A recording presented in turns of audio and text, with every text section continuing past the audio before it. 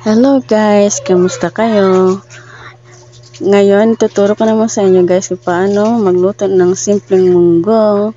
Iyan po guys ay mga panakop sa ating lulutuing munggo tulad ng chicken cubes, bawang, sili, sibuyas at kamatis. Yan lang guys yung panakop ko guys, depende sa inyo kasi yan lang pang kaya ng budget.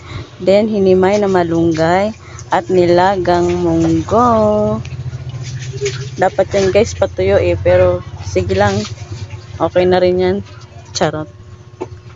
Lagaan nyo muna yung munggo guys ha, bago nyo gisahan kasi ay matigas po yan. Para po itong tinuturo ko para po sa hindi pa marunong magluto ng munggo. Then, ilalagay na tayo ng mantika sa ating kasirola. Gigisahin na natin si kamatis, sibuyas at sili. Ayan na guys, nakagisa na guys. Then ilalagay natin si tokwa. After that, ilalagay ko na ang nilagang munggo. Eto na guys. Ang daming sabaw no. Tinamayan ko talaga yan guys para mabigyan ko ang aking kapatid. Ayan na guys. At ilalagay ko na rin ang chicken cubes. Titimplahin ko na rin siya guys. At titimplahan ko na siya guys. Lalagyan ko na po ng magic sarap, asin at paminta. Para masarap. Ayan chicken cube guys.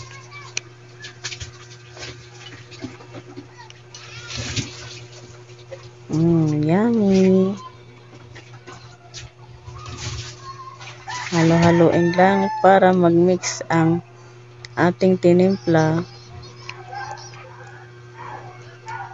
At ito ang pamintang durog.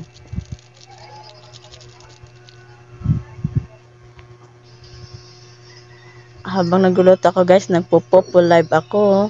Kahit paano, extra income sa mga gustong sumali dyan at maki-join, just PM me. Charot. PM nyo lang ko guys sa mga gusto sumali sa Popo Live.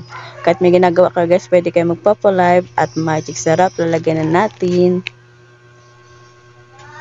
Yan na siya guys, kumukulo na siya.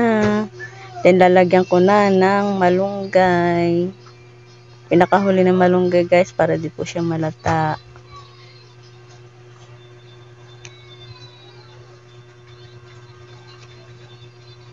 Yan, hanggang dito na lang guys. Please follow me for more videos. Thanks for watching. Mwah!